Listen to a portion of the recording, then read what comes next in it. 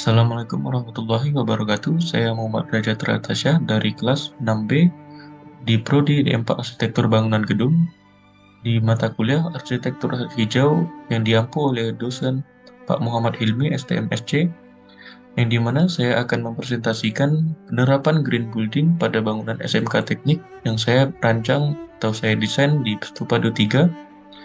Baiklah, kita masuk. Yang pertama yaitu ada pendahuluan.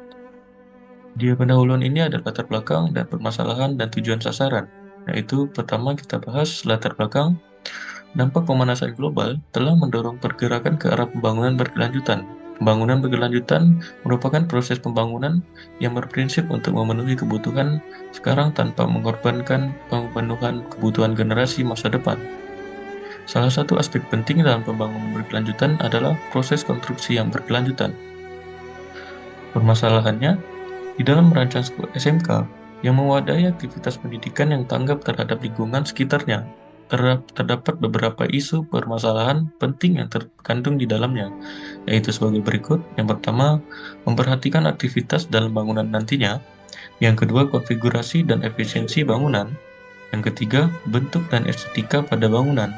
Yang keempat, teknologi pada bangunan, sirkulasi dan parkir sekitar site, kenyamanan keamanan, sistem servis, dan sistem struktur.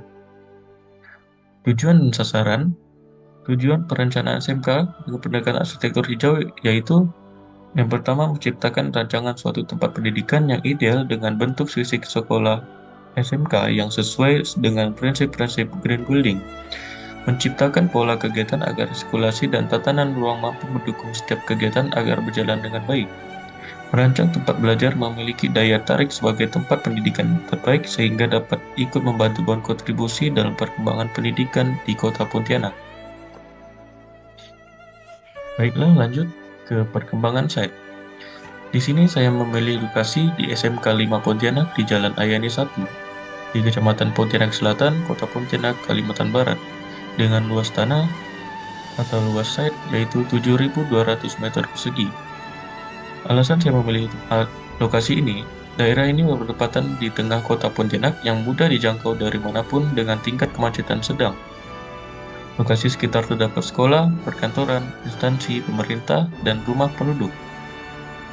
Ini gambar site dari situasinya.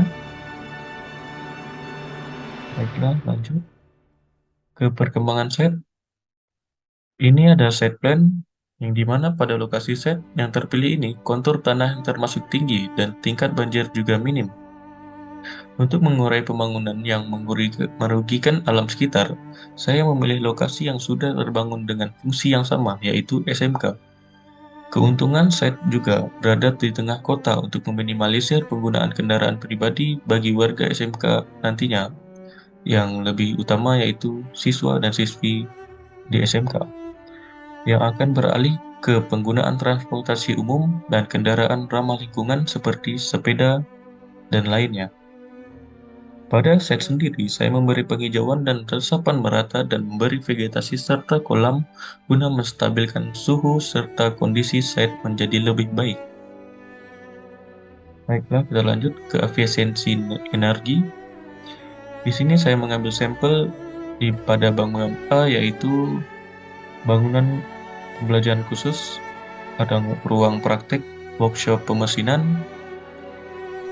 Dalam penerapan efisiensi energi ini, terdapat penghawaan dan pencahayaan, yaitu pertama penghawaan. Pada setiap gedung ada beberapa ruang yang menggunakan penghawaan alami dan penghawaan buatan.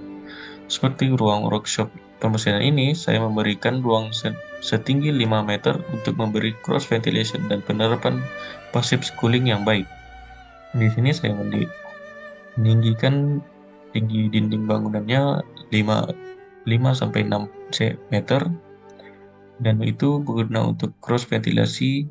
Di sini ada jendela dan ventilasi. Di sini pintunya menggunakan folding door, di mana biasa digunakan pada bengkel-bengkel umumnya, sehingga menghasilkan udara keluar masuk yang ideal. Oke, lanjut. Di sini efisiensi energi masih di gedung B. Saya mengambil sampel di gedung B, yaitu pencahayaannya Pada setiap gedung diberi kaca dengan rotasi matahari yang baik sehingga mengurangi radiasi terlebih dari matahari pada jam-jam tertentu. Dan pemberian sun shading pada bukaan yang menghadap matahari langsung dan pada lapisan gedung diberi bahan reflektor cahaya guna memantulkan radiasi matahari. Dan di sini contoh sun shadingnya itu berada di depan side menghadap jalan, yaitu masih di timur.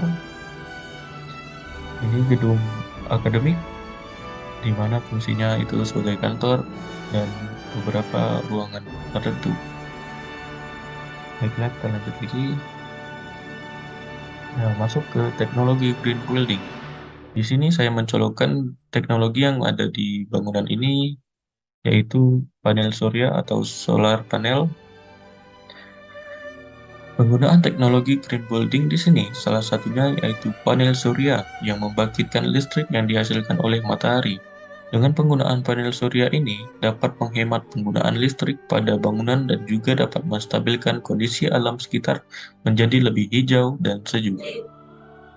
Dan ini adalah gambar denah di mana peletakan ruang baterai panel surya yang berseberangan langsung dan dekat dengan peletakan panel surya yaitu di roof garden, tepatannya di lantai 2 gedung D dan gedung B, C. Di sini posisi ruang baterai, dan di sini posisi panel suryanya. Jadi ini contoh gambar panel surya. Dan di sini ada 3D yang saya buat untuk memperjelas di mana peletakan panel suryanya. Dan ada beberapa lagi di roof garden di gedung B di depan akademik. Di situ di atas atapnya ada panel surya tambahan untuk melengkapi kebutuhan panel surya di seluruh bangunan. Oke, baiklah, sudah sampai di penghujung presentasi saya. Terima kasih atas perhatiannya. Mohon maaf bila ada kesalahan kata.